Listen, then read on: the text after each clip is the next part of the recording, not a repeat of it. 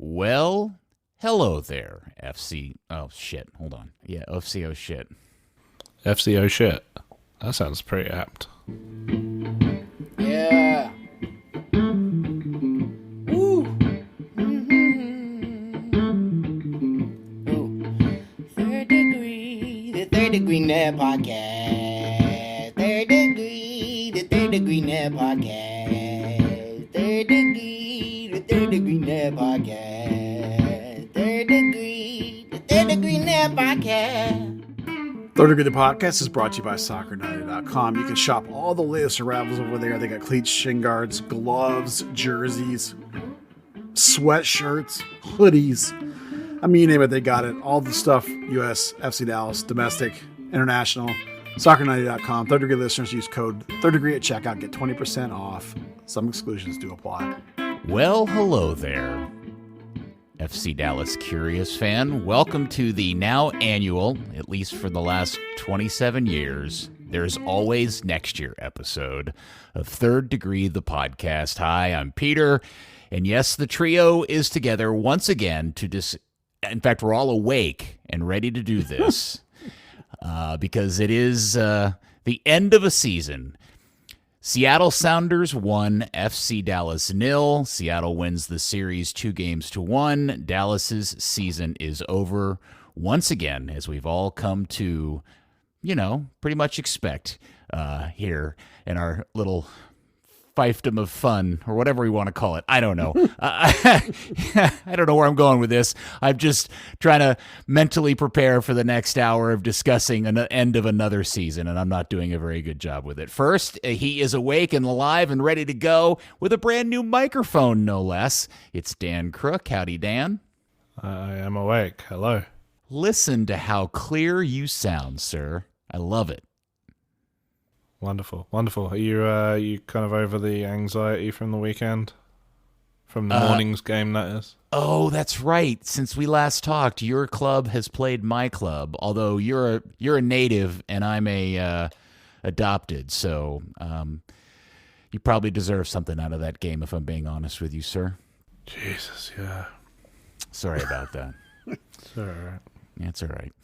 You'll probably best us at home when you get us later in the season. So. Yeah. And, of course, your hero, my hero, everybody's hero, and recent birthday boy. It is the original editor, founder of ThirdDegree.net, Buzz Carrick. Come in, Buzz.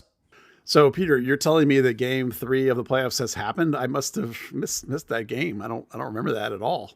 You've just blanked it out of your mind? Or, is that what happened? Yeah, there's a blank spot from this weekend. I just, must have been one of the, yeah. All right. I want to pause before we get into the game itself, because I want to talk about breaking news that happened today that I think is of high significance, which is the club announced today the departure of Marco Ferruzzi. And in my head, this is significant because it definitely means that Marco's not the soon-to-be-announced interim manager again for the 11th time. That's a dude that's been around this club for a really long time, Buzz, and he's leaving to go take another gig, and I think that's something that makes good sense to start the pod off with. Yeah, he was hired in 2004 by Colin Clark to be his assistant, and then he basically was an assistant for everybody that came after him through up till Lucci, and he was interim manager twice, and the second time was it only twice? I thought it was more than that. 3 times, wasn't it? Well, I can't find any record of games from the article that the team put out said 2013, but if you look at 2013, that's all Schellas. I think Schellas left after the season, so unless they named Marco interim for like a month or two while they were still training or something, I don't really remember. Yeah, they probably had the when the CBA used to dictate that you had to train to a certain date after the playoffs. Yes, that would make sense. But he only coached twice as an interim coach. One when Steve Morrow was fired, and the other was when Lucci was fired. But when Lucci was coach, he became director of soccer operations, and then when he took over for Lucci as interim coach, after that, they made him director of methodology, which is all kind of, those are various versions of front office mumbo jumbo, where you're in charge of evaluating coaches and making sure that, the system all up and down the club is played the same way. And you can give whatever titles you want to. But Marco was a great asset for this club for a long, long time. He was in charge of college scouting since about 2011, I think. So a lot of the picks that have really panned out, you have to give him a whole lot of credit for. Your Ryan Hollingsheads, your Nkosi Tafares, for example, of recent time. But he's from San Antonio, and I think after he went all in on the coaching job, after that, it probably was, didn't get it for the second time. The writing was probably on the wall. He would eventually leave. His son, Diego, left the academy this last May. And then he obviously, Marco was staying around, or not obviously, I assume he was probably staying around with some for that, but he's been a great piece of the program here for a long, long time. And if this club has been successful, he certainly, in a lot of ways, they haven't won as many titles as we like, but a lot of overall relative success, he's been a big part of that. And San Antonio's getting a good hire. It will be interesting to see what kind of success he has down in San Antonio. That's a good organization. And since that's his hometown, that'll be fun to pay attention to.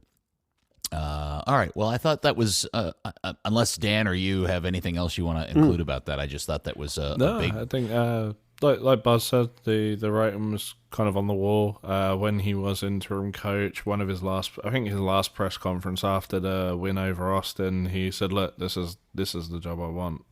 There's not really any going back to a front office role after that." And good for him. He's a huge part of the club for a very long time. Great guy, and hopefully this job with San Antonio is one he's excited for, and it's not, it may not be on the bench, but like you said, part of a really good organization and going home. Thank you, Marco, for your service to our fine club. All right, here, let's get into it. Another season has come to an end without an MLS Cup, as Seattle beat Dallas 1-0 up at their giant NFL stadium, and it pretty much played out exactly as we all thought it would, especially considering the news when we found out that Jesus wasn't going to play due to injury, and obviously Velasco was done for the season. It just never, ever felt over the course of 90 minutes that Dallas had any chance they were going to get something out of this, did it, Buzz? No. I had known that Jesus was going to, and I had reported that Jesus was a game time decision. The people that I had talked to were not super optimistic he was going to get cleared, and that turned out to be the case. The tactical change the club made, Nico made, was to put Obrian in, straight up put him in for Jesus Ferreira. That left Kamungo on the right and Paul on the left, which had been working fairly well. The one sort of tactical shift they made was they rotated the midfield just a little bit, and that meant that there was a little more of a clear double pivot, and Paxton was definitely playing anywhere, depending on the moment. Certainly when they were in the offensive third, he was playing about 10 yards higher, so he could press, mostly so he could press next to Obrian and try and turn Seattle over and take advantage of them. The problem is that by doing that, by putting Paxton up there in more of this more Chen-like role, even if you're more of a pressing situation, is that you left Yaramendi and Frazier basically outman 3-2 behind you most of the game. Not that Paxton's not willing to put in a shift and get back, but it's still not the same thing. And when you're talking about Frazier being a less possession-oriented player, passer than the person he effectively is replacing, Alan Velasco, well, that's not 100% accurate, but that's basically what happened. They just ended up having to try to bypass the midfield, and none of it really worked. And it's odd that, like, when you have two guys up there with a lot of vertical component in Kamungo and Obrian, Seattle ran a really high line, and they were just not able to get behind them at all. It just was, everything Dallas tried was ineffective, and demonstrated by the fact they had one shot on the day, and that shot came from Nkosi Tafari when he went up and played forward in the last 10 minutes of the game or whatever it was. So they just got dominated across the field pretty much, and it was not a good day for FC Dallas. And now they are still one win there in their entire history, and that's the fifth time in a decade that Seattle's eliminated them from the playoffs. It was, as I said, it was we all anticipated and expected it to come out this way, but it was nonetheless very disappointing, especially because the team just, again, maybe it's playing in Seattle, maybe it's the surface, maybe it's the knowing going into the game that you're missing these two critical components. But to put the game together where you essentially go the entire game without even putting a shot, not just a shot on goal, but a shot at all, it just feels like a really weak way to end a season. Yeah, you knew it was going to be tough sledding, but compared to the game one, when you had a couple opportunities early that you, especially Jesus Ferreira, that if you felt like you could have gotten them, the series would have been completely different. Oh yeah, you know, and you really going to lament that going forward. You're going to be like, man, if we'd just gotten one or two of those, we might have taken that game, and then we would have won it at home. You know, you're really going to be upset about that, and maybe that everyone recognizes that Jesus is such a talisman that, like, once he was out, everything was flat, because I really felt like watching the game, and I picked Nkosi Tafari as my man of the match because I really felt like he was the only one that showed like a warrior mentality. Like, even when they put out like the pregame, social media stuff, you could see him walking around that he was sort of up for it. And even by his play, I thought, man, this guy is here today, and he's dialed in, and he was aggressive and strong and powerful and intimidating. And the fact that he had the one shot was amazing. And really it was a testament both to how good he was and the fact how flat everybody else was. I mean, there were guys that, put up some decent stat numbers. Paul Arriola had a couple good stats. Mendy had a couple of good stats. But in the context of what was actually happening, it was just complete domination by Seattle across the board.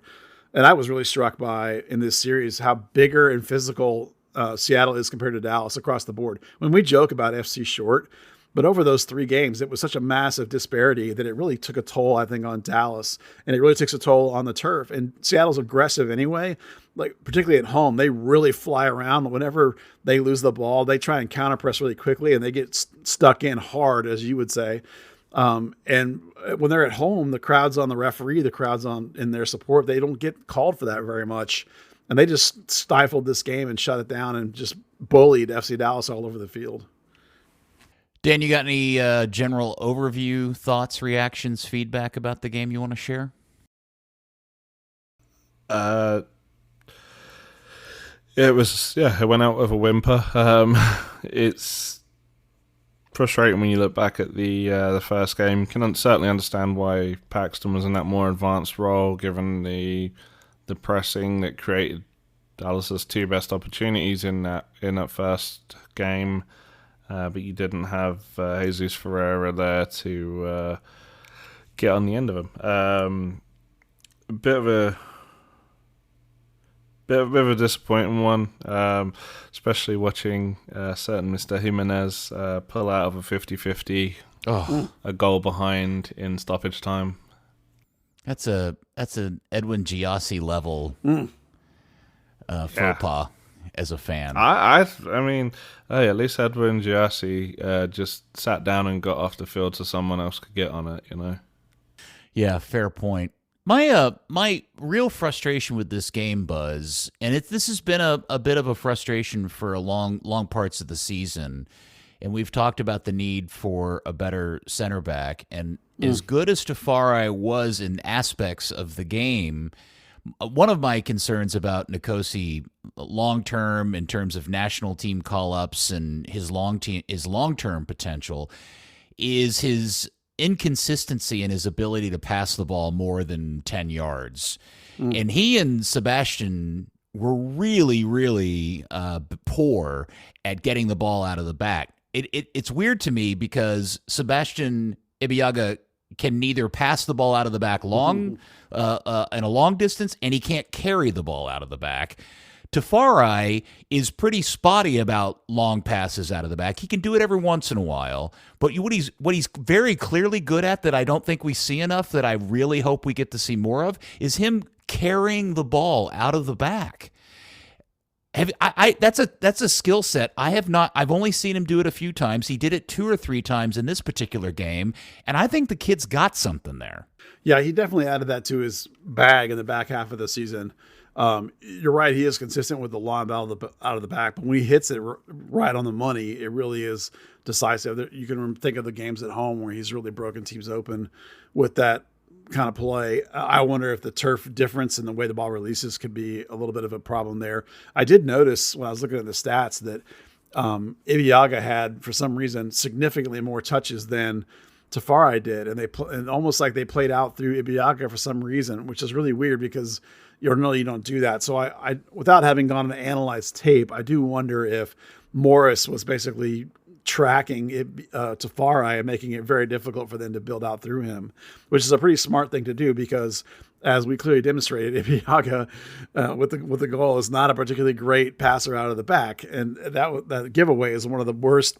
Playing out of the back goes the wrong moments you can imagine, particularly because he was way out of position when he did it, and then also stood there, incredulous that no one was helping him play out, and then let them just run like a track meet right up through the gut to Rusnak, who ran past Yaramendi, who admittedly is not super fast, and again right through Paz's wickets, and I couldn't help but think, God, if Martin would have gotten just another little half of an inch on that ball, we might not have gone in. But, such a meltdown moment. And really, that's one of the overall problem that Dallas was having on the day is like they were not able to go to their defense and then play up with the outside backs and then through the midfield. That was gone. Seattle took that away running this mid block, and the play up over to the top straight to the forwards wasn't working. So it was just a complete disarm of everything Dallas was trying the whole day. Seattle really defensively was masterful. Yeah, it just felt like 90 minutes of recycling the ball back to Seattle just to give them another opportunity. Now, Seattle didn't make a lot out of all the for a team that literally had all the opportunity in the game, they didn't make as much danger and opportunity out of it than you would probably expect out of a game like that. But they obviously dominated the game. But to only have 4 shots on goal the entire game, considering how much of the ball they had in Dallas's end of the field, wasn't that great. I don't know how that pretends for Seattle the rest of the playoffs. But I want to get back to the Tafari thing, which is the guy has got more skill on the ball and in carrying the ball forward than I was aware of, and I've seen it in little bits and starts, and I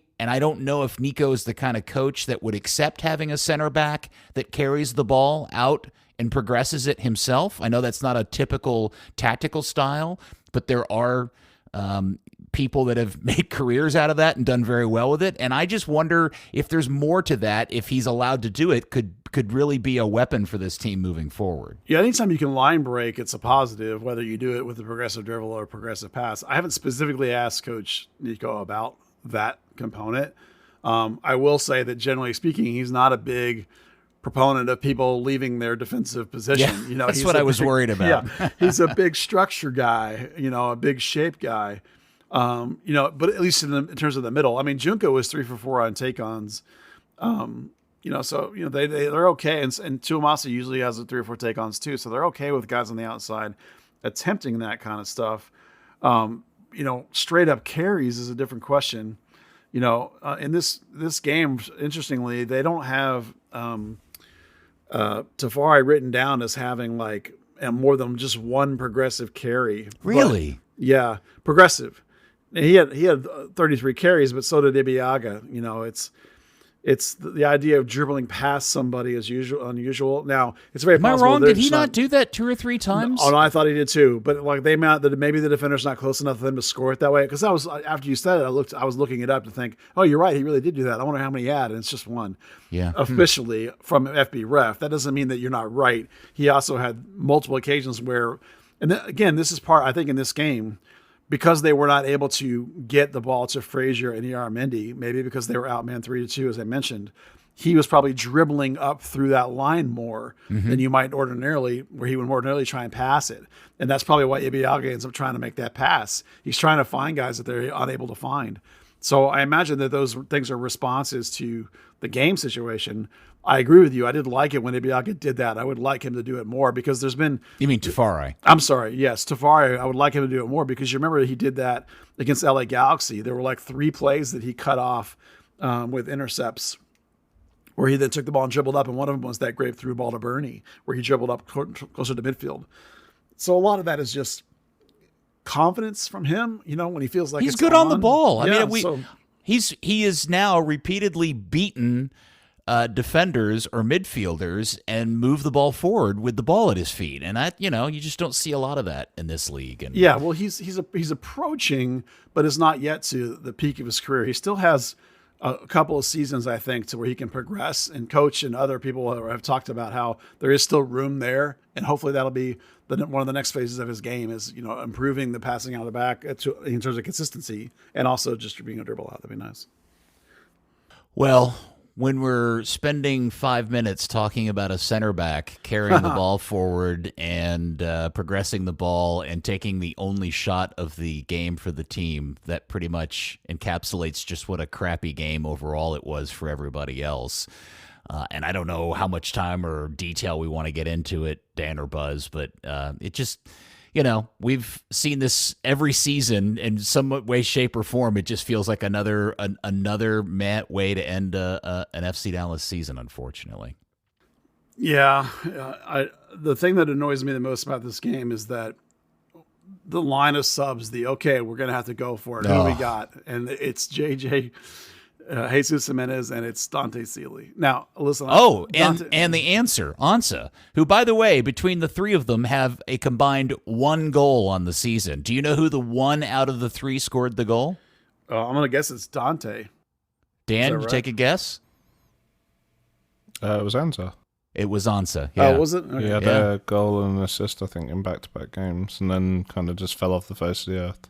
Yeah. Well, in terms of like when they came in, the first group was JJ and Jimenez. Sorry, let me start that over. Ansa was earlier for Camungo, but that wasn't a get a goal sub. That was because Bernie got his ankle rolled up by João Paulo on a tackle and then struggled for like the next 30 minutes before they subbed him out. But the two that came together at 70-minute marks, which is, this coach, 65, 70 minutes, the roll the dice, let's go see if we can get this, was Dante Sealy and Jimenez. I'm actually okay with Ansa. It's the Jimenez, the fact that it was Jimenez was all you had left. Or Dante Sealy, who, despite the fact we think there's some potential there, is nowhere near being actually be able to impact a game. Those two guys who you had is just awful. Well, yes, and I'm glad you've kind of headed off in this direction, because I think this is where the meat of this particular episode is going to get into. Because Dan, my question to you is: do you feel like me that the real bummer about this game isn't necessarily the performance itself? It's that there's just no sense in what this thing is today. Feels like there's a ton of potential in 2024 unless they make significant changes. Yeah, I think just watching towards the end of the game, bringing on Jimenez, bringing on Ansa, you're bringing, you turn into Siki at the last second, and they've got Rui Diaz, Ladero. It's, FC Dallas is a very thin roster. We know Nico likes to have a thinner roster anyway. But last year things worked out injury-wise. This year they didn't. There's got to be quite a bit of change in the bottom end of the roster, and the bottom end of the roster is kind of where they've cut the spending on to, allow for the Alan Velasquez and allow for Jesus and Paxton's current salaries and. What do you kind of take away to allow you to have a more well-rounded roster in the long run? I think my big takeaway from this season, before we move on, is that how brutal home field advantage it is and how important it is. It's 75% in MLS as has been documented by people during the regular season. When you get to the playoffs, it's even worse. And so if you want to give yourself an actual chance to advance in the playoffs, you really need to get some home field advantage. And this season, as Dan just mentioned, the decimation of the injuries cost you significantly. They didn't happen last year. They did this year. And that's the difference really in the end between these two seasons. Because the club is basically the same, right? We talked about coming into this season. They didn't really advance the team very much, only a little bit. So, you do have to, at some point, if you're not going to spend huge and be one of the biggest teams in the league, you got to give yourself an advantage of home field, at least in some of these early games, if you're going to give yourself a chance at all. And that's what it comes down to. To that point, Seattle, that is the biggest home field advantage there is in the league. there's nothing that comes close to a 40,000 seat stadium and that particular turf, because it's that little bit different from like what Atlanta has. And we talk about things like the ball holding up differently on turf compared to grass, and then you watch the kind of cuts away at halftime before the game, and the field guys are watering one end and not the other, so the ball zips when FC Dallas kicks it upfield, and it just holds up nicely when Seattle does. I remember the year that they trained on the field, and it was basically bereft of those rubber crumbs, and then when they came to actually play on game day, the field was black with rubber crumbs, just to completely change the behavior of the surface. There's just, getting paired up with Seattle pretty much every time is such an issue when you do have to go up there. So yeah, if you play them twice at home, potentially a different story. Well, certainly Dallas looked completely different in Dallas or in Frisco than they did in either of the two Seattle games. And I think that just comes down to the surface and the atmosphere and just kind of a mental attitude about all of it.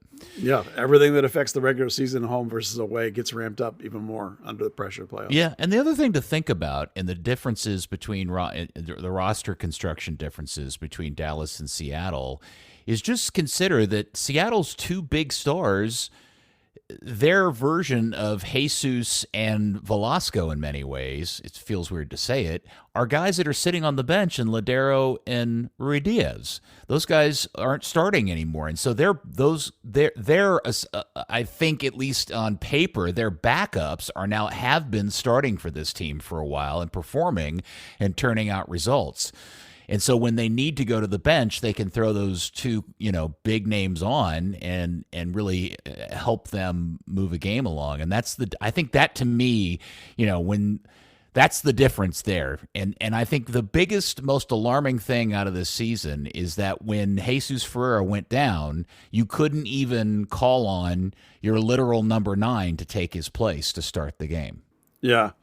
Well, it's clear that was a failed move. By the way, credit to Brian Schmetzer, who has both the authority and the skins on the wall in the playoffs. He's now like this second or third most winning coach in the history of MLS playoffs. Yeah. To pull that off and have the backing to be able to bench guys that are like these superstar players when they know that it's better. I mean, obviously, Jesus is really young, so that's not a thing. But if Jesus was 32, you might be having that conversation, the Seattle roster, the fact that they have superstars and giant salaries that are on the bench because their team is so good and so deep that they can do that. I had somebody this week tell me that there was a quote from the owner. I think it was the owner. Maybe it was the technical director of Seattle. Sorry, I don't know exactly who it was. The quote was something like, our academy is set up to find players to help us win, not pick up players to help us sell and make money. And he was talking about it, Dallas, obviously. And I thought it was a really interesting comment because it's very true. Dallas is not we think, as everyone we talk to, that Dallas was not a particularly profitable franchise prior to their ability to sell players for money from their academy. Seattle has that luxury. Seattle packs that place out. They're one of the highest revenue teams as far as my understanding of how things work in this league. Yeah, and the that's whole how they make money. Yeah, they make a lot of money, Seattle does. They can afford to hire these big-time players. The only thing they do with their academy is that once every 3 or 4 or maybe a decade player comes through that's a superstar, then they sign him and they bring him in. And the rest of them, they don't give a crap. Dallas can't afford that. Dallas is a completely different situation, a completely different club, and a completely different money situation. And so if you look at the rosters, you can look at Dallas's roster, has got, all over the bottom end of the roster, usually, maybe not quite as much this year, has these homegrowns everywhere, filling up big chunks of the roster. And so allowed Dallas to be competitive in this league without spending money like some of the big spending clubs do. Seattle doesn't have that problem. So their roster is filled up with dudes who can all play and all compete at that higher level because they can afford it, and they're willing to spend, and Dallas is not. And even in a cap league, there's difference in budgets and there's difference in how you pay players and the kind of players you go get. And the rosters in the end, I think, are the difference between these two teams. I know we're going to play dump or keep here in just a second, but the one theory that I have, Buzz, and I'm interested in both your opinions if you feel I'm right. I feel like the genesis to the failure of the 2024 season is the reality that the bet that they made in 2023 that we applauded them for, which was going out and getting Areola and Leggett, was successful last season, and we thought it was a great thing, but it also came with this great risk, which is you have so much invested in those two guys that are pushing towards the end of their careers that if either one or both of them fall flat or get injured, you really put yourself in a corner. And unfortunately for the Hunts, both of those guys flattened out, and I do believe that's the beginning of that's the beginning of the end for 2024. You mean 2023? 2024 is next year. I'm sorry. Yeah, sorry. I got you. Yeah. I knew what you meant. Just take everything I said and and reduce it by 1 year. Yeah. Yeah, you know what I meant. I Sorry. got you. Yes. I was halfway through that. I was like, wait, what? No, I got it. Yeah. Yeah. Yeah, in a sense. No, not in a sense. Very clearly. Look, that Paul Areola and Sebastian Leggett are combined $2 million. Right? That's a massive chunk of your budget if you're talking about the Hunts. They're both, TAM, GAM type players that can be a DP or not be a DP. And you have to buy, one of them comes down by natural way. The other one has to be bought down. They both require a significant amount of cap. And you cannot afford to have that kind of cap sitting there doing nothing. They have a combined 3 assists, I think it is. Compare that to Obrian, who's on $300K by himself, who had like 6 and 4 or something. Clearly when you have these giant chunks of money that are doing nothing, they have to be able to produce. And Dallas didn't have the luxury of having dudes that could come in and replace them and be great and hold the job down. When they lost Leggett for big chunks of time, it basically was, they had to move Allen in the middle to solve it. When they lost Paul for big chunks of time, they were playing like a Bernie or a Dante Seeley kind of players, or an Ansa who's not coming through yet, or an Obrian who makes these knuckleheaded decisions. When Seattle has a Rui Diaz or a Ladero get hurt and miss time, their guys come in and it's Jordan Morris or it's Roldan or it's Atencia. They have these guys that are playing a significantly higher level when they come off the bench. So good that those big money players, when they come back, don't get those spots back. Instead, they become valuable pieces off the bench. Again, those are very fundamental differences between the two rosters that we're looking at. Mm-hmm. Well, it just feels like the bet of 22 was what killed 23, because it starts with those two guys. If those two guys are performing, a lot of the other things that went down this season probably wouldn't have had the impact it did. It was just kind of the accumulation of all these things.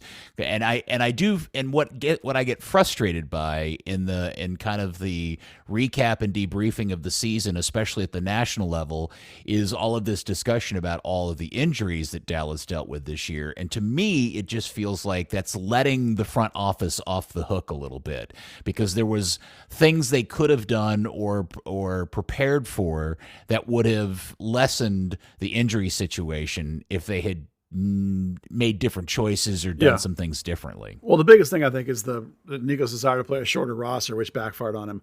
But you can look at they lost at right back. They lost Tuamasi for a bit. Then they lost Giovanni for the year. Paxton was hurt a chunk in the middle of the season. Leggett missed most of the season. Right. Martinez was supposed to share a lot of time at center back, and he did that for a lot of the season. Then he got hurt, and it all fell apart in terms of him being able to give guys time off. Bernie, right when Bernie was coming through and doing really great things, got hurt. Jesus goes to the Gold Cup and is gone for a long time. He comes back, and he's playing the whole back end of the season with what we think is a sports hernia problem. I definitely think that a massive contribution to the failure of this season is the overall load of injuries relative to the thinness of the bench. I think that's true. However, you're right. The thinness of the roster that we've just been talking about for 10 minutes, and particularly the fall off of Areola and Leggett, are the biggest contributions to the problems and why this team ended up in 8th place instead of in 4th place like last year. Yeah, but I could also make the case that if you had done a better job of finding a backup for Jesus when Jesus has his injury, you're not left with, oh, crap, it's Jimenez. You've got somebody that maybe actually can do something and bang in goals for them. When Velasco gets hurt, you didn't go out and sign a guy from the Israeli league. You went out and got somebody that can actually do something. You didn't sell Brandon Cervania because he could be your backup in the midfield. Although they, to give them credit, the good thing they did, there are good things they did. They signed Ilara, who turned out to be fantastic. I thought the Junkwa acquisition was wonderful. He was a great player all season long. Giovanni Jesus, I don't know, man. I really still, I feel like Emma we can get into this in the dump or keep, but that's probably more appropriate for that. My point is that when you say they had all of these injuries, you're correct. I just feel like if they had just made better choices in their roster construction, a lot of those things may have been mitigated with better roster selection. Well, yeah, that's literally what we're talking about, is the fact that Seattle's roster can handle this kind of thing and Dallas can't. Yeah. Yeah. I mean, so now I will push back a tiny bit on the Cervania thing. At the time they traded him, he wasn't playing at all. Like, he couldn't even get on the field because they had all these players in the midfield. They had too many people in the central, the mids. So that's one reason why they were willing to trade him. And they knew at the time they needed a striker. And so they were fishing around trying to find anybody that could give them a 9 that might be worth anything. And when you combine that with the fact that Toronto ate his cap this year, that basically is a free player, and you rolled the dice and it didn't work. Now, granted, yes, let's be critical. In hindsight, that was an awful choice to do that deal. It was horrible, but I understood why it happened. But they just missed. They miss at 9 a lot around here. It's not a new thing. For sure. Yeah. Okay, well, is it time to play dump or keep? Yeah, I think so. You damn in the mix, yeah. Dan, you ready to play dump or keep, or do you have anything you want to add to that conversation? No, let's dump some fools. Okay. We'll go by position, Buzz. How about that? Okay, yeah, whatever order you want. We'll go by position, and we'll kind of jam through this. I don't want to, get too stuck on it. We'll go through goalkeepers. Carrera, obviously, keep, right? We all agree that he may end up being the backup player next year, because the one that you do wonder about is Mr. Maurer and his situation, Buzz. Yeah, I'm gonna. The question here is Antonio Carrera ready to be number 2? I'm going to say, in my opinion, I think he is. I think he's ready. So I'm going to say that if I'm running the team, I offer Jimmy a job coaching in the academy, and I move Antonio up to number 2. And then I go look around for a third string guy that's a little more of a veteran, maybe pluck somebody from wherever, like you did Jimmy a couple of years ago. And, that you can use an emergency if you have to, But I'm going to say let Jimmy retire and go into coaching.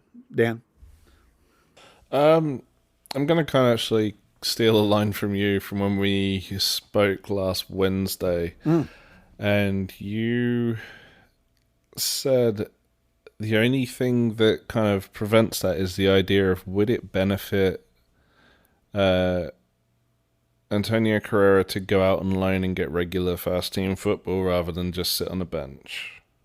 Yeah, that is a thought. If you can find him a place to start in the championship, Dan, I would agree that might be better. So yeah, it's fair take. Which, there's only so many starting goalkeeper roles in that division. It could be difficult to find him that, but yeah, I kind of was thinking back to like when Richard Sanchez was called up to the bench, and when Jesse Gonzalez was called up for his first start. They did the short-term loan to the championship, get the early stuff out of him. So even if it was like a short-term thing, it'd be good to see. Obviously, he was talking about coming back from the World Cup and kind of having that experience of playing against higher quality players maybe than he does with North Texas, or than he would have got in the academy. So I don't know. It's a tough one. Jimmy's obviously been a great servant to the team. A lot of the players have identified that he would make a great coach. Whether or not that's in his future is kind of on him. But yeah, certainly the performances we did see this season weren't amazing. He may be a player that if he's not getting that regular start, you're not getting that kind of starter quality from him. So that takes us to the big a question that I've had for a while, Buzz, which pertains to Martin Paz. And what are all three goalkeepers' contract situation? Oh, let me see if I can whip that up real quick. Well, Antonio's got another. Let's see. Where did he go? He was just in front of me a second ago. He's through 2024, and he has options for 25 and 26. I'm pretty sure that Jimmy Maurer is on an option for 24. Yes, and Paz is through 25 with 26 and 27 options, so 2 more years. So Jimmy's an option. You can just decline him. Just the one thing that I want to, and I don't mean to create concern or worry, but is there any reason to think that after the season Martin had here in Dallas, and with his girlfriend living back overseas again, is there any chance you think that he asks for a sale or a move back to Europe while he's under contract? Because maybe his value is pretty high and they could make some nice coin off of him. I mean, that would be it. Was like how much money is going to get paid, or how much would the Hunts want for him, and how much would an offer be? I mean, that's what it would come down to. Okay. I think he's probably not. I mean, really, this is just one season, so like I don't think after one season you're like, I'm out of here. I think it seems unlikely. I think he was pretty all in on Texas culture, so I don't think it'd be this winter. Okay. But could be. I mean, if someone comes in with, I don't know, 4, 5, 6 mil, dude, he's gone. So it's just a question of how somebody values him. All right, we move on to the defenders. Corsa shows on Buzz's chart here on 2 option years. Anybody think they're keeping him, Dan? No. Yeah, he's a pass for me too. I don't even think I can remember seeing him play in a game. I know I did, but I just don't recall anything about it. At this point, he's a body. He played right back and a little center back, but it's like, he's not a spring chicken. So he's like, 23-ish. And it's like, I didn't see a lot of improvement. So you can always dump him. And then if you get desperate, you call him back up and see what he's doing. Giovanni Jesus is, he's on injury, obviously, and is probably out for a while, but he's under contract until 2026, Buzz. He's a keep for me because I thought, like, as he started in the middle of the season, he had finally locked down the right back job. And the amount, when you go with a young 22 initiative, the idea is that you're investing in him to try and build him up so you can sell him. It's a player that's using this as a stepping stone. He should have a lot of upside, So I think there's definitely a keep there for me. Dan? Yeah, 100% keep. Yeah. I always felt all season that if you could take the things that Giovanni is good at and the things that Emma are good at and mush it into one player, you'd have one really hellacious right back at an MLS level. Okay. Isaiah Parker. Buzz, I got to tell you, man, this has been a great disappointment. You really lauded this dude when he got drafted 2 seasons ago, and I've yet to see him play a single game. Yeah, he is one of the most skilled players, freshman I've seen coming out of college. Remember, he's a GA player. He's an absolute baller in terms of like pure soccer ability. But remember, he was a wing. He was a Dante Seeley, if you will, and they're trying to make him into a left back. So the reason you've not seen him is because this is a defensive first coach. It's all about defensive responsibility and defensive shape and defensive cohesion. And that kid has none of that stuff. He was a 3-year project and he's just not played. So I'm going to say at this point, you might as well try and trade him because there's a mismatch here between him. So that's a dump. It's a version of dump is to trade him, get rid of him, because there's a mismatch here between him and the kind of coach you have here. Have players that fit your system like Sam Junka is. So that's a dump, be a trade for me. Okay. Colin Smith. You can give Dan a take on that? Oh, sorry, Dan. No, you're good. No, I'm with Buzz on that one. Did they ever abandon the whole converting him to a fullback thing, or did they go back to it? No, as far as I know, he played left back the whole time he was in San Antonio. Played as a loose term. He played at the beginning of the year, and then he got hurt. And then while he was out, they switched to a back 3. And then when he came back, he never got back into the lineup. So we only played sparingly after that. I'm thinking North Texas last year when they kind of pushed him and Colin Smith further up just to get more bodies in the team, I think. They had too many fullbacks. Well, that's Pamadou Ka, wasn't it? Yeah, true. All right, so you mentioned him, Colin Smith, Buzz. Keep for me. He had a really good season at Birmingham Legion, and because Giovanni Jesus is out till July, August, you're gonna need a body. So keep. He can be your backup to Ima Tuamasi for most of the season, and then figure that out when Giovanni comes back. Yeah, I think he's also got 2 option years. This is the final year of his original term, so you're kind of looking at extending him too. Yeah, he is a homegrown, so he'll be relatively cheap still. It won't be really a lot of money, and it'll be protected and off the cap and all that stuff. So easy to keep him on the roster. And just if you are, even if you don't, he doesn't necessarily project to like the first team in the long run. Just giving him that little extra contract, you're going to get more for him from someone than you would just on option years. All right. He is on 2 option years. Jose Martinez. Buzz, please tell me they're going to stick him on a slow boat back to Spain and we never see him again. Well, you want Dan go first on this one? Okay. Adios. Yeah, adios. Muchachos. Yeah, there's no way that they're picking him up. I mean, I can't even, he's already in his 30s. He has this physical problem that he can't go 90 minutes. It's a combination of his back or hip or whatever it is, and the heat, that he doesn't do really well in the heat, strangely, here in Texas. It's the money is really high for a guy that basically was supposed to be this 3-man rotation, and by the last 3 months of the season was hardly getting any reps, and by the end was not playing at all. I think he played 6 minutes over the last 6 games or something like that. So yeah, he's out. All right, Sam Junka is on 2 option years, Buzz. They got to pick that kid up and sign him to a deal. Yeah, keep unless the option is insane. And I would even, as you say, offer him like a contract, like a longer term, like 3 and plus 2 maybe, and not go out year to year on him, and give him a little bit of a reward for having a good season. Not starter money, but I would definitely 100% keep. He's the only guy on the team that can play both right and left back. Well, Ima can a little bit. Yeah, Ima's played some left. Can he? I mean, Sure. He's the closest thing you've got to that kind of gluing Ryan Hollingshead type player that can kind of bail you out in a bit of an injury crisis.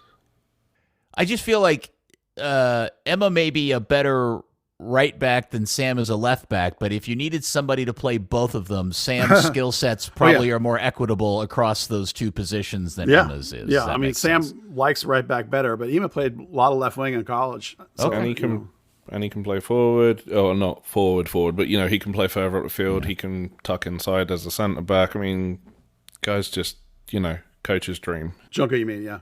Yeah. All right, and speaking of Tuamase, he has 1 year left on his deal, and then 2 years after that in his options. Dan? Stick with him. I mean, he's had a decent enough season.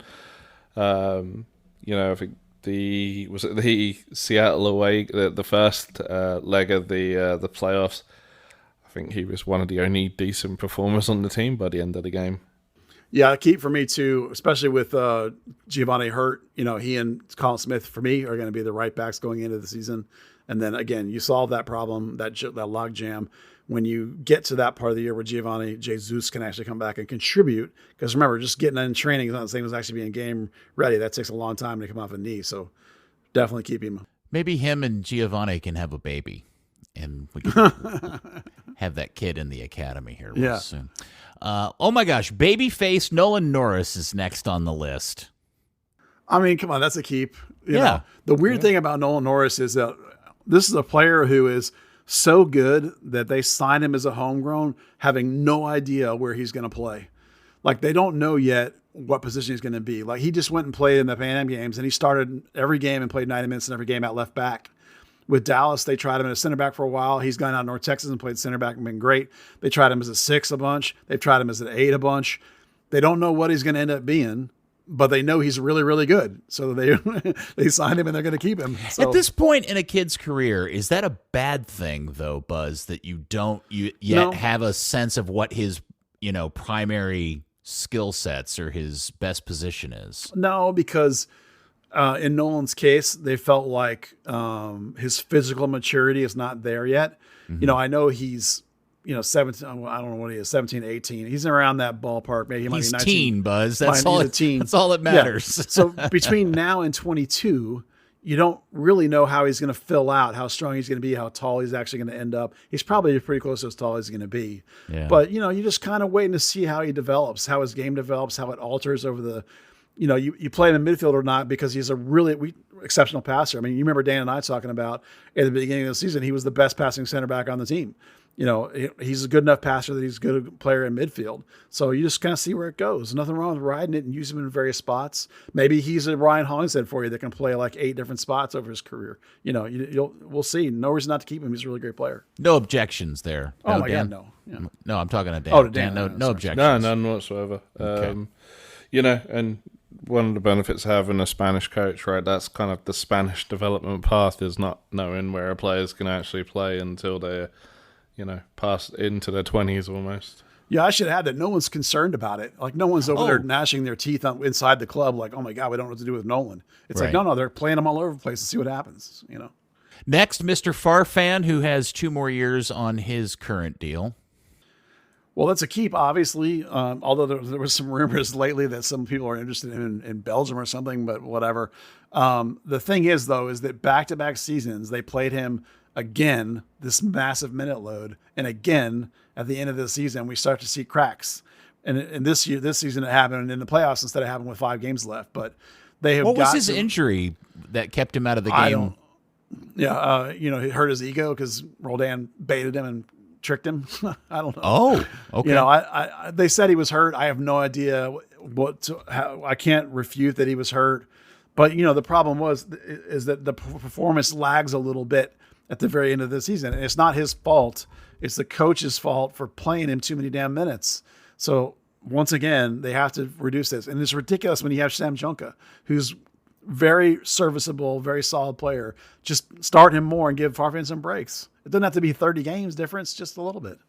Nico also said sorry, I glitched. Little brother guy, Roldan, had that early success against Farfan and just kind of figured him out, and he struggled against Junker, so it was kind of, all right, we'll stick with Junker then, as well as the fitness. Sebastian Ibeagha has 1 year left on his deal with 2 options after that, Buzz. Yeah, I'm going to keep with a caveat. That he's your backup next year, right? Well, you got to keep him anyway because you can't assume you're going to find another guy. I mean, you could fail, that you're getting another center back, and you might have to start him next year, as bad as that sounds. But even if you do find another center back, you definitely keep Ibeagha because you want 3 center backs that can compete like this year. You want Ibeagha to start 12 games and play in 24. You want him to eat up minutes and you want him to eat up some starts. He is a pretty solid guy. He was, by every measure, he was better this year than I expected by a long shot, and for his career by a long shot too. He had a great season, but again, 32, right? He does take care of himself, but you've got to have another center back come in. Even if you don't have one come in, then you for sure keeping Seba. And if you are, even then you still want to keep him because we've already gotten rid of Corsa. Nolan probably doesn't play center back anymore. You're down to 2 center backs, so you're definitely keeping Ibeagha for sure. Which, Dan, I'm sorry. Yeah, keeping. Like I said, he had a solid year, formed a good partnership. It'd be great if you can get a better centre back in to play alongside Tafaro, but you want to have a starter quality on your bench, right? Yeah, and I hope he learns to pass. Nkosi Tafari, they just got to man up and give this kid a big old fat contract, Buzz. I mean, you would think. I mean, they just gave him a new contract like a year or 2 ago, but if you look at the numbers on the salary, it's ridiculously out of whack how little he gets paid compared to the guys, and he's by far the best defender on the team. Now, you don't want to give away money, but he deserves a much better contract than he has, and you want to keep the guy happy. It's one thing to say we have a dude under contract, therefore you're going to play. Well, if he's upset, he may not play that well. You got to keep him happy. So, he deserves a little more money than he has. With this being his last year coming up under normal contract, he does have two options. It would be a good time, in my opinion, so far in this next season to extend that out, lock him up longer term and give him a much better offer. Well, the other part about Tafari that I think I don't think the club has done a very good job of tapping on it yet, is I think his off-the-field value is insanely high. There's so much promise in his ability to be a face of the club, voice of the club. He's stereotypical Gen Z athlete in the way that he presents. He's all into fashion, into this. He's got all of the elements, right? Yeah, and charismatic, so yeah. He's very charismatic in a very modern way, and I hope they don't blow this and ruin it. I hope they figure out a way to make that kid happy and keep him here and progress his talent both on and off the field. Dan? I think you move him a little bit closer to the captain's armband as well. That's a hot take. I love it. All right. Well, that wraps up the defenders in the game. Let's move over to the midfield segment of the team, which there's such a few. For all those defenders, there's like half as many midfielders. It's crazy. And I think the most interesting one we'll start in a different order. Liam Frazier. Let's just go there. Probably more value than we thought when we first saw him, but I have no idea where you land on keeping him or letting him go because he's on 2 option years, Buzz. I would keep him for sure. I really think he's mentally tough. I don't think there's much upside. I think he is what he is. Coach seems to think he has upside, but I disagree. I think at 26, this is it. But there's something to be said for a good value domestic player now. He's Canadian because he was a homegrown. He counts as domestic. That's really important. You need a dude who you can start and not be worried about it. I'm not saying he's going to be a starter. I'm saying that you just need dudes that could eat up minutes, bring in a defensive intensity, maybe hit some dudes, start when you need him to. That's a good, solid roster piece. Keep him all day. Exercise the option. All right, Quignon is up next, and I find this one to be fascinating because he disappeared. I'm still convinced there's way more to this story than, the government said he had to come get his green card. That just doesn't make anywhere near enough sense to me, and maybe I'm just a conspiracy theorist, but I'm convinced there's more to this than we're being told, that he goes off and disappears at the most important part of the season. And he's only on an option year. He's not even on a contract year. Yep. And I don't know. Where do you land on him at this point? Well, I would decline the option and then think about perhaps, and I need to dive into a deep roster construction, but I would think about offering him a pittance, a backup number, 250, 300, something like that. I don't think that he provides enough as a starter. I think his inability to progressively pass the ball and dribble out of midfield is a problem. That's part of the reason why Dallas's midfield is not as good as it should be. I think that his number is way too high. He's up near 900,000. That's Tam Gam money. That's a dominant player. That's João Paulo. He ain't. So, right. I think you have to decline the option. If you can't pick it up, he got the green card. That gives him added value in terms of being a roster piece.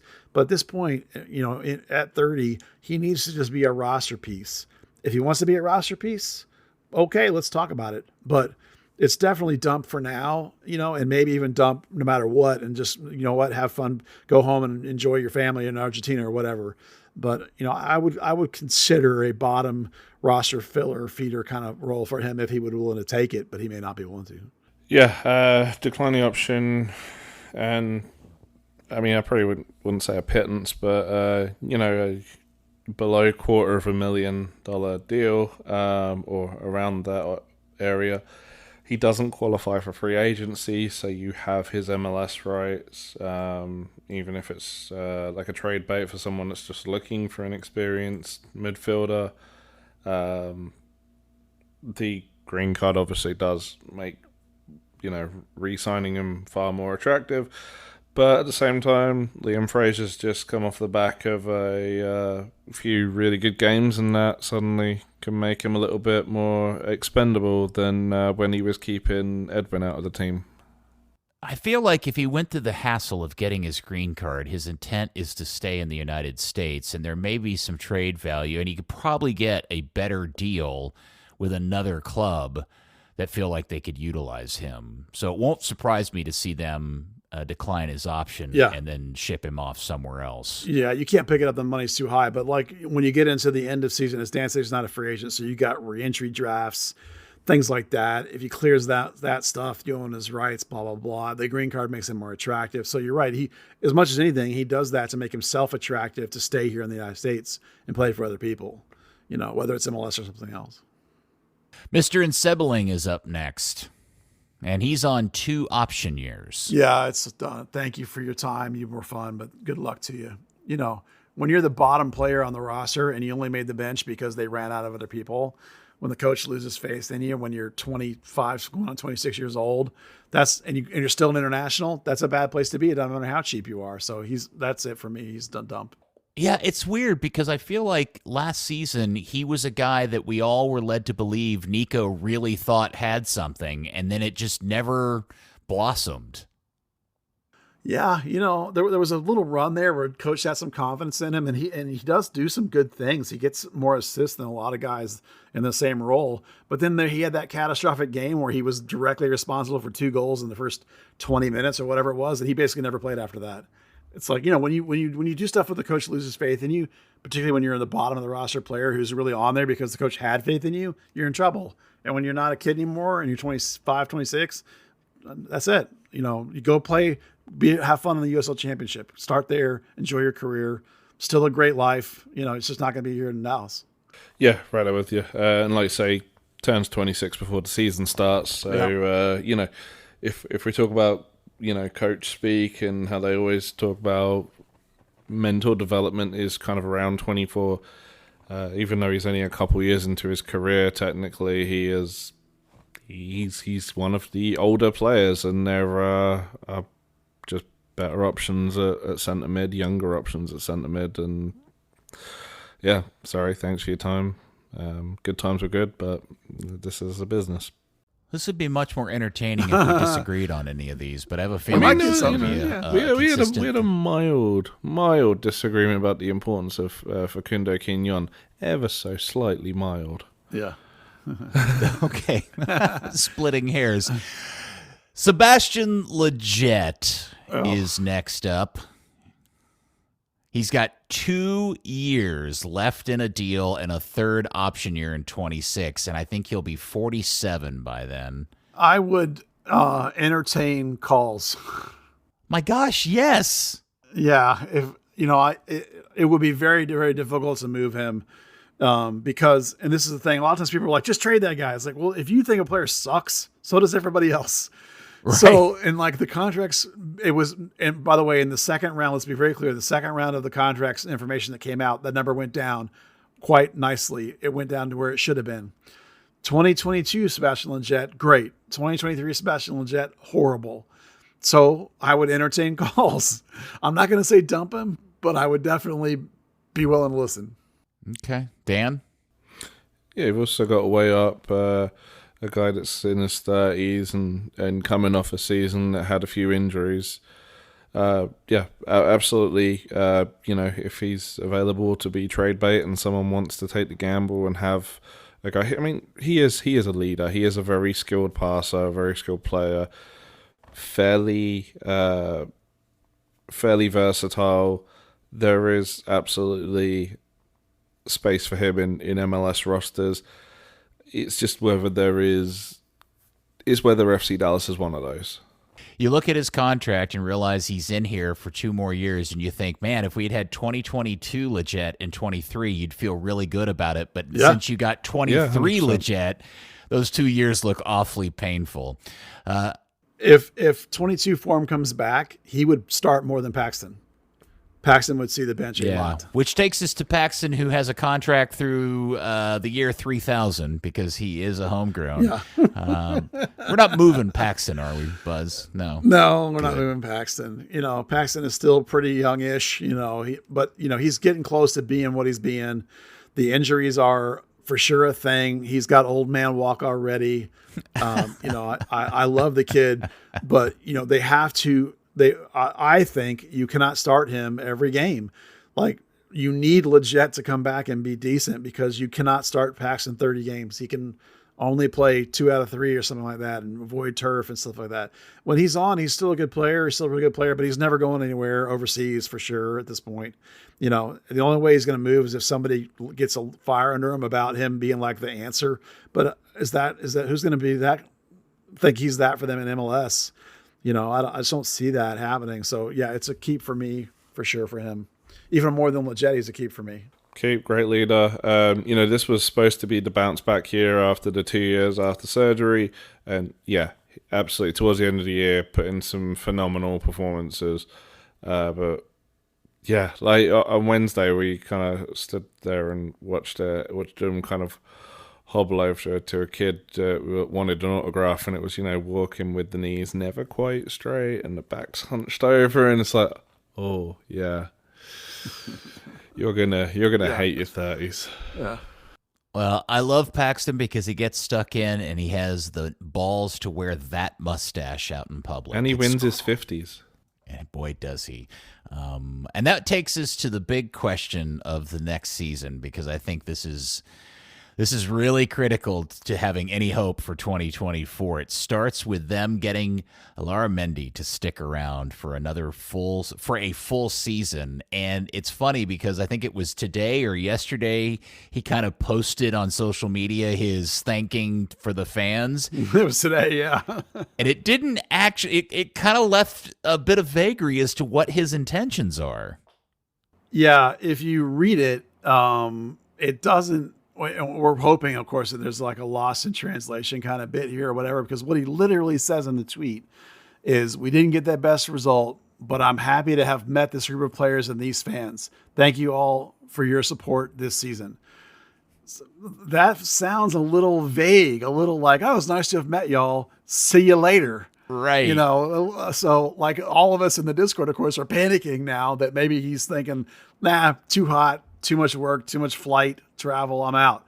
So obviously, of course, 100% pick up the option. I don't even care if it's $1 million, you pick it up. He's one of the classiest players we've ever seen here. Now, 34 games isn't going to happen. You got to manage the workload. Again, Paxton, Leggett, these are all going to be important bodies in the midfield. Frazier, it's all going to be part of man management. But when he's on, he's as good as we've ever seen here. So please, please, please pick him up. So the question is the option both his and the club's? Could he say, I just don't want to do this anymore? He can retire. Okay. Yeah, a contract option for a player is incredibly rare these days. I can't remember the last time I saw one. Basically, if the team picks up your option, you're under contract, so you can just retire and walk away. And if you sit down and don't play for like 6 months and the contract is terminated, I think like after a certain amount of time you can unretire if you really want to be that kind of person. But we could also see a scenario where, to talk him into doing this, they said, look, we're going to give you an option year next year, and you also have an option. Yeah, I suppose they could. They didn't report it that way. It was reported as a team option like they always all are. So I assume it's a team option. It's basically a situation whether he walks away or plays, and obviously we hope that he plays. Well, this is really important in my mind, Buzz, because if he doesn't return next year, they do not have an option as a replacement. And this becomes the Thiago Santos story all over again, where we go into a season, maybe this time it would be happening earlier than it did to poor Lucci, whatever year that was. But 2024 in my mind starts with whether or not you're successful in getting him to return. Everything else comes after that in my mind. Yeah, if he bails, you need to replace this player. This 6'8" combo ability to control pace, pass, break lines. That player's missing. If Armendi's not here, it has to become the number one priority in terms of your team building if he goes away. Even though he won't play 34 games, it's still going to be a massive, massive pinnacle of your team, and the whole thing's going to revolve around him being in the midfield. If he's not, you're in trouble. Yeah. Dan, where are you on Armendi? Oh, he's the key to everything. You 100% do everything you can to make him stay, and you evaluate things halfway through next season and see if maybe there's a little bit more to it. I will say, as far as that message, for whatever reason, I've always found the people from Spain talk in past tense constantly, so I wouldn't necessarily read too much into that. He doesn't really speak English, so there's also, a little bit of Google Translate or, potentially even he's potentially even ran it through somebody and said something in Basque to somebody that speaks Castilian or speaks kind of like, any Latin American Spanish, and the words are different. Yeah. I'm with you. I think it's a nothing, but it still made me think, oh my God, if he were to say no and walk, that would be in trouble. No, 100%. That would be an absolute disaster. That would be, don't think about the playoffs next year at all. Yeah. All right, this is going longer than I anticipated, but that's we only have forwards left now. So Tariq Scott is the first forward, Buzz. Yeah, he's a keep. We haven't even seen him at all at this level. I've talked to him a couple of times about how he feels, and he's been training for a bit now, and he feels great. So he's been the best scoring player in the academy for like the last 3 years, like across the whole top 3 levels since Pepe moved out of the academy, basically. So I'm excited for what might come from him. So keep. Okay. Dan? Yep, keep. Okay. Dante Seeley is 1 more year and then 2 option years. Dan, why don't you go first? Yeah, since you've got him for that, you've got him locked up for that year. I think you try and see if you can kind of pull him around psychologically, mentally, and then if an offer comes along, that's nice too. But I don't think you're in any rush to extend that contract, knowing that you have 2 option years. I just want them to keep him and let him play just enough to see if he ever successfully splits 2 defenders, because he keeps trying that and failing at it. But we'll see if that plays out next season. I'm going to say try and trade him. I'm going to be a little more aggressive. I'm not going to say, buy him out or cut him or anything, but I'm going to definitely aggressively try and trade him. Mainly because there are other players I want to see come through from the academy, or, whether it be Tariq Scott, who's already signed as a homegrown, or whether it be some of the nice players that I think are coming up in the next year or two. I don't want Dante Seeley in the way for 3 years. I'd rather move that asset and try to get something for it now, because he's already behind Kamungo, right? He's already going to be behind Paul. He's already going to be about Allen when he comes back, although Allen may be in the middle, So I definitely would try to aggressively move him. And I'm going to combo Endeley and Mulatto as a pair, unless there's a reason to break them out separately. For me, Mulatto's a keep, even though I don't think he's ever going to be successful in Major League Soccer. I would try and eventually sell him, but not yet. And then for me, Endeley is a dump. You just let that guy's option expire. He can go play in the championship. Okay. Dan, anything? Yeah. Wishing them both well in their future endeavors and trying to figure out a way to sell Mulatto. Kamungo, Bernie, the story of the season? Contract for life. Yeah, contract. I just read the other day that he was a refugee, apparently. Oh. So that's a very exciting story. Hopefully people will cover that and give us a due diligence. Obviously, he's a keep forever. Yeah. I mean, it won't be forever. He'll be going to Europe eventually, but I love him. The only additional element to his story that I learned this week that I found great of high entertainment was Boheim's story on Bernie, where he included that the made-up ball also included materials like condoms. Not just plastic bags and paper, but condoms. But a was rubber also gives it a part of bounce. what they had. Yeah, I'm thinking that's actually genius. Boheim interviewed some great people for that story. Yeah. Quality local sources. Good stuff. All right, we all agree on It's Mr. me, by the way. Yes, of course. We noticed, Buzz. Okay. We all noticed. Now, I think this takes us to one of the more interesting conversations. We don't have to spend a ton of time on this, but it is the Obrian versus Ansa conversation, Buzz, because they're kind of the same player. Yeah. And there's really probably only one spot. Yeah. Think about it in pure roster terms. Okay. I'm going to describe a player to you, and I want you to tell me who it is. 28 years old, forward or wing, relatively vertical, uses an international spot, occasionally gets the ball stuck under his feet, but also is a good dude in the locker room. Everybody likes him and does. Michael contribute. Barrios. Who did I just describe? Ted Eck. Yeah, Barrios isn't 28. Now, on the team right now, which player is that? Oh, also get paid $400,000. Which player is that? Well, I'm sure you're going to tell me it's Ansa. No, it's both. Oh. That's both those guys. So they're the same player in every one of those ways. One of them is under contract and one of them is an option. Both of them block the way of people like Bernie or Scott or Seeley. There's no reason to keep both of those players. One of them is slightly smarter soccer player than the other. The other one might be slightly faster than the other. But one actually produced this season and the other one did squat. It doesn't matter. Neither one of them should be starting. They're only going to be a backup. They're only going to be a roster piece. They're the same player and they're in the way. And international spots are mega valuable. Yeah.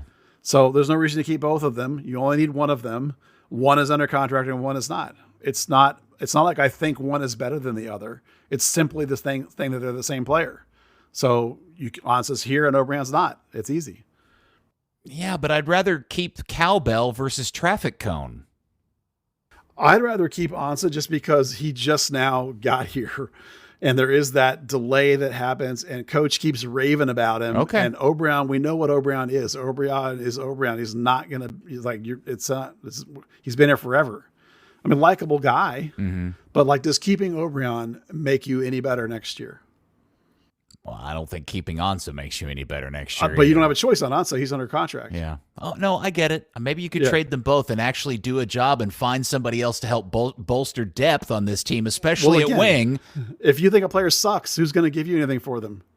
I know. Everyone wants to trade a bunch of spares for the greatest player in the world. Right. Well, we can't use they can't use their buyout because they're going to have to save that for the next player up on the list, which is mortal enemy number one right now. Well, let's hear Dan on Ansa and O'Brien. I'm first. sorry, O'Brien.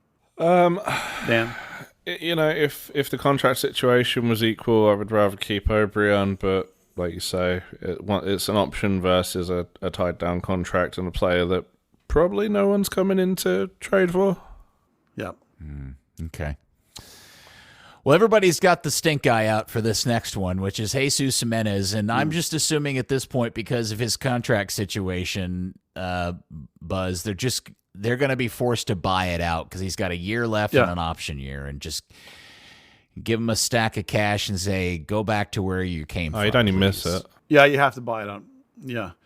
Well, let me add one tiny little caveat to this. The only place I've ever found this is actually not bad. Oh. The only place I've ever found his contact information is like Googling it and finding like old reports from like a couple of years ago. So I'm not 1,000% sure he's under contract. I'm only 99.9% sure he's under contract. So I'm giving you a 0.01% chance. So you say there's a chance. Yes, I say there's a chance.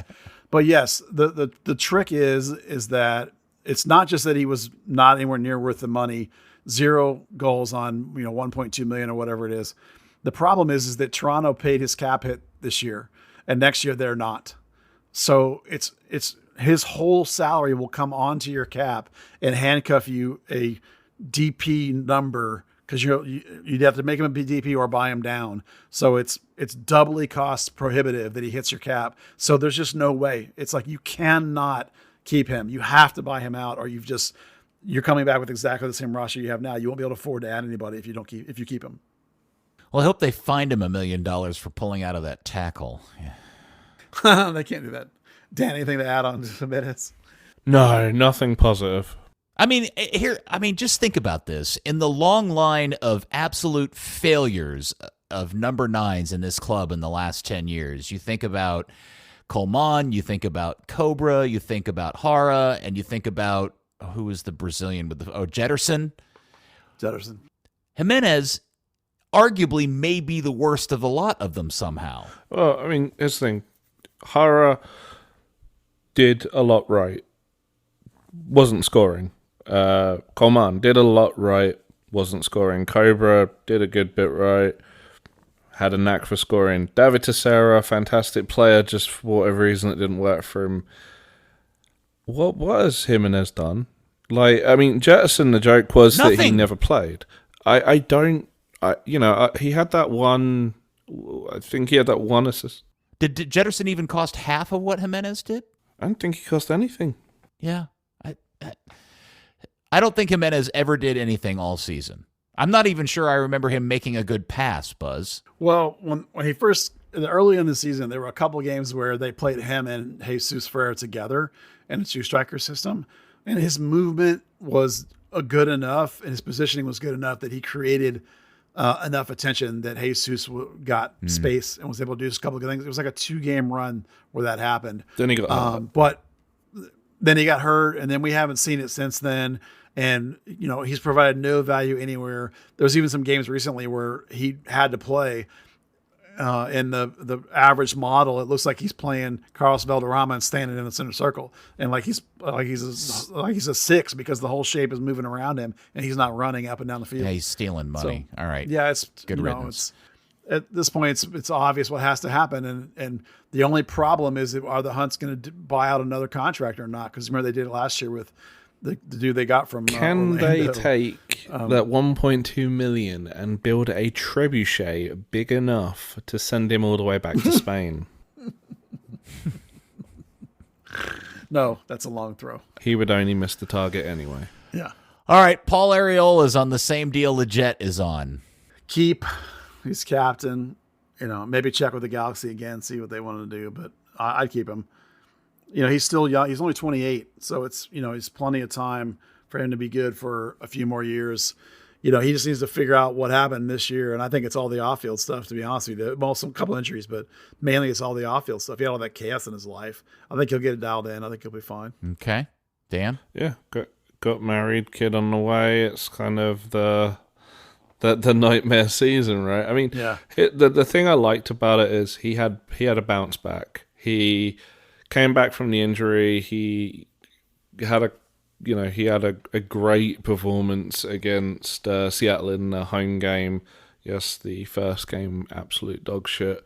I don't think anyone's going to doubt that. But just the fact that he had the response and led that response on the field, I think that's massive. That's what this younger team needs. Let's talk about how trash that Seattle game was. Arriola in that game 3, he still had 3 for 5 on take-ons, 6 progressive passes, 1 key pass, 4 passes into the penalty box, and 3 carries into the final third. So despite the fact the game was utter trash for Dallas, he still was out there by himself, basically, trying to do stuff and make things happen. So the guy works, and he's a great captain, a great leader. I think he'll find it again. I'm not super worried about him. Staying healthy is the key. You got to stay healthy and be right next year, and you'll be fine. You're really holding on to those stats. I know it was in the breakdown, and we didn't get to talk about it earlier. I just wanted to prove a point that, even in a terrible game, some guys keep playing, and they're out there, even if they're by themselves, they keep trying and keep working, and so I wanted to give him a little credit for that. We have 2 left, obviously, assuming he comes back from Argentina, because that's where he went to go get the unfortunately referred to as a snip by somebody on this podcast, Alan Velasco. He didn't get a vasectomy, for good Lord. Just went under the knife. Okay. You could have said that. You didn't have to say the snip. Oh, I was trying to be funny. Yeah, okay. He's in. Fine. They're not going to see him until probably September, but whatever. Dan, go first now. Yeah, hopefully he recovers from his boob job really quickly, and it's going to be like Paxton, right? It's going to be a little bit less like Paxton. You discount that second season as kind of finding himself, but he is a high quality player. You want him to recover. You want him to bounce back well, and then get back on track with that plan of selling him for more than double what you paid for him. Okay. You want to hear mine? Yeah, please. Dump. Sell him now? Well, let me explain. He's going to be out until at least August. Yeah. And if he comes back, it'll be at 80% in maybe September. Okay. Here's the thing. You can have 1 injured reserve out for this season per season in MLS. So dump him to the injured reserve. Put him out for the season, even though he could come back in August. Put him out for the season. Clear the DP spot for a season. Worry about solving that problem next year. Open up the DP spot, open up an international spot, open up the salary cap, and open up the budget. So dump for one season to the injured reserve. It means he can't come back.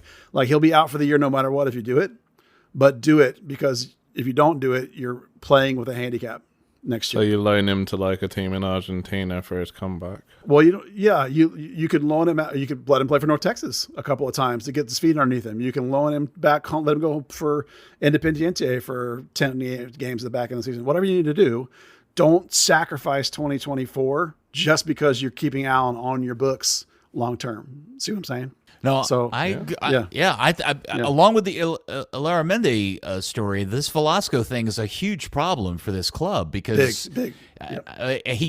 He's chewing up a ton of contract money. He won't be 100% when he comes back. And I just, The problem is that the owner has to then say, okay, I'm going to pay a guy who gets paid a lot of money to not play for a whole year.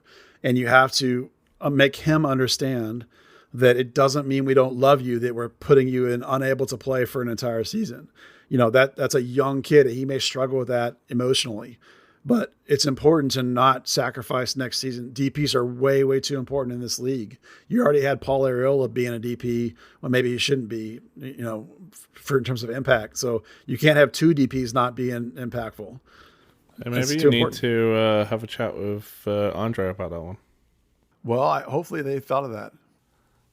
Okay, moving on. All right, well, that takes us to the final one, and he's on 2 more years, and I'm going to assume he's going to have some sort of surgery in the offseason for an abdominal hernia or whatever it is. Yeah. And I'm sure that'll be fine. But Jesus, I don't know where everybody sits on this. Anybody got a hot sports opinion on whether he stays or goes or gets sold?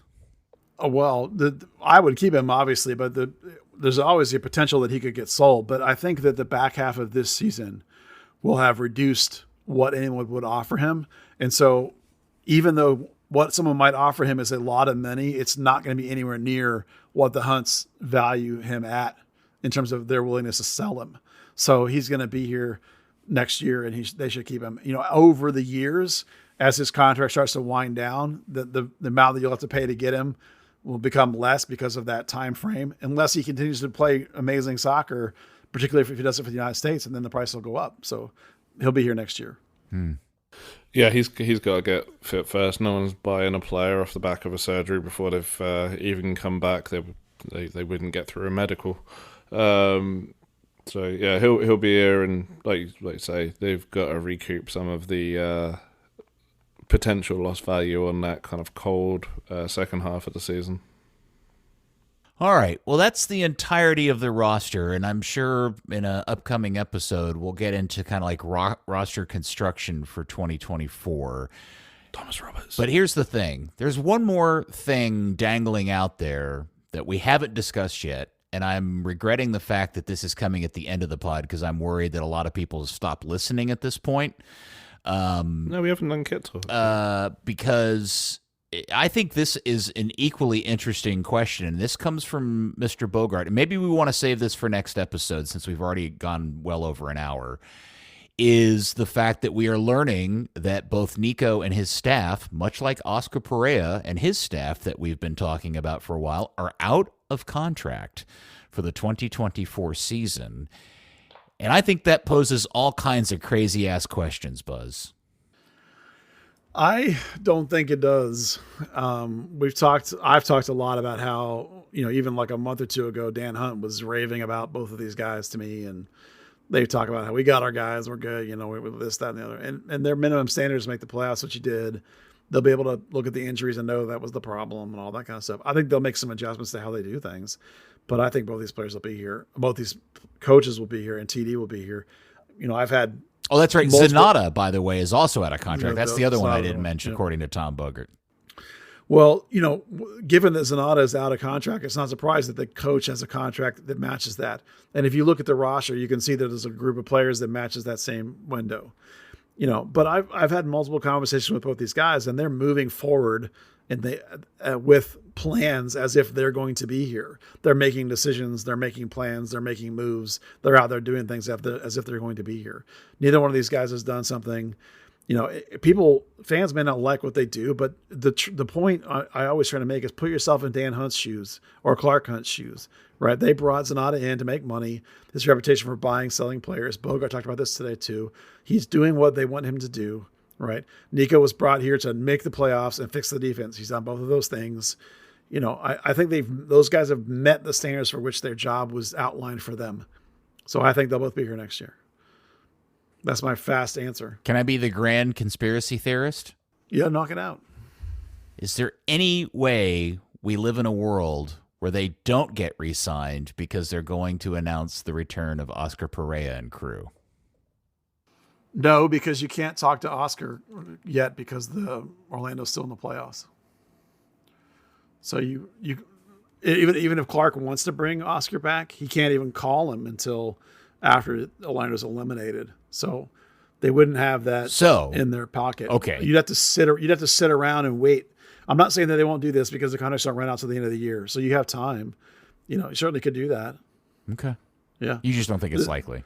I just don't think it's likely. I think it's possible. I just don't think it's likely. Yeah, I don't think Oscar wants to come back here. I think if Oscar's going to leave Orlando, it's because the lifted skirt of an owner that really is going to spend money, or the San Diego opportunity is just too great. I know Oscar loves this place, and I think he wants to come back here someday. When he left, he and I had conversations about when he would come back. He told me that too. Yeah, so I think when he's ready to not be a coach, when he's ready to be like a head of a club, then he'll be like, I'd love to come back to Dallas and spend the rest of my career there. And I think that'll probably be very, very likely. I just don't think it's there yet. I'm with you. If he's going to leave Orlando, then he'll leave there for a place in MLS where they have money instead of Orlando. Because Orlando's fine if you just want something like Orlando. But if LA calls or San Diego calls or somebody like that, New York City, either one of the New York City teams for that matter, somebody that has some Atlanta, if that job's open for some reason, there's some clubs that he would leave for, and then most of them he would not. So I think he'll either stay there or he'll jump to one of the big money clubs. He'll come back to Dallas someday and be the technical director or the head of soccer or something when he's, another 10 years from now or something. Okay. Well, I think we've done it. I think we've run through the whole gambit of potential. And I said, we'll do roster construction soon, right? Yeah, there was some minor news, but we can just hold it for the next one. If nothing was earth-shattering. And once we get this week, we'll actually get the because they're doing exit interviews this week. So end of this week, early next week, we'll probably get a press release announcing the contract moves. And then we can very specifically say, here's exactly what we have, and here's what we don't have, and here's where the holes are. I'm doing my rebuild plan probably tomorrow being Thursday, like later in the day, because this podcast will drop in the morning Thursday for everybody. We'll start to get into all that talk over the next week or two as we see exactly what we have to work with. December 1st is the deadline for the actual contract executions in terms of and being announced. So worst case scenario, it might be 2 weeks before we hear that stuff, but I'm pretty sure we'll hear next week since they're doing their exit interviews now and they're not training. So like guys are going to be leaving town, they'll want everybody to know before they leave. And so there's no reason not to announce it. Yes. And you did mention the news. Obviously we talked about Allen having surgery down in Argentina, but Dan, go ahead, because I do think the thing about the national championships is important. We need to get to that. Brookhaven and Richland College winning the NJCAA Division III National Championships again for the 50 billion. Brookhaven's a women's team and Richland's the men's team, correct? Yes. Okay. Yeah. Yeah. Richland is 6 in a row and 12 overall, and Brookhaven is 3 in a row and 5 overall. And they're all within the last, decade and a half for both of those groups. Both have really nice coaching staffs, It's also reflective of just the talent pool in the North Texas area. Yeah. Richland's coach, Raul Herrera, is FC Dallas's academy coach. I think he's the top FC Dallas academy coach. Lots of guys are double dipping out there in the world these days, but he's obviously putting together a great program. Anytime you look over there, there's a couple of guys from FC Dallas on his team, and dudes from that program will go on to like Syracuse's national championship winning team. Their captain played at Richland. The guys go from all levels from that school. It's a great program. And I will officially announce here on the podcast that there's always next year since 1996 FC Dallas t-shirts are not for sale.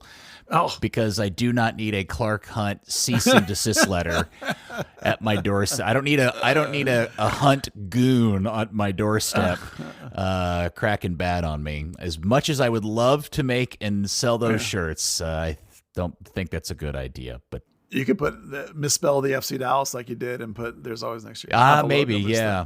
Or maybe flip the badge up a little bit. Maybe put the burn horse instead of the longhorn cow in there, something like that. Maybe that'll do it. And spell it misspell it with the 2 A's and 1 L.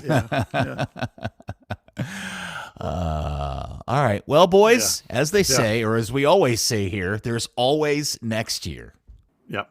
Thank you, Dan. Thank you. And one thing you forgot, US Open Cup action this Saturday for OSC at Prince of Peace High School in Carrollton. On Saturday, 7 p.m., they're playing Alamo City SC. If they win that, they're in the first round for 2024. All right. Good luck to those fellas. And I love your new microphone, sir. Thank you. It is nice. Oh, it's nice. Yeah. Third Degree, the podcast, has been brought to you by SoccerNight.com. Shop all the latest arrivals, cleats, shin guards, gloves, jerseys, jackets, hoodies. They got stuff for the fall. They got stuff for your next soccer season. Third Degree listeners, of course, get 20% off with the code Third Degree at checkout. SoccerNight.com. Some exclusions do apply. And thank you, Buzz, for another successful season of covering this club, however many billions of years you've been doing it now, sir. Yeah, this is the start of season 27 and season 6 of the podcast, which is amazing. And thank you, Peter, for being here and hosting it all. I love doing it, man. It's a good time, and I love talking to the curious each and every week.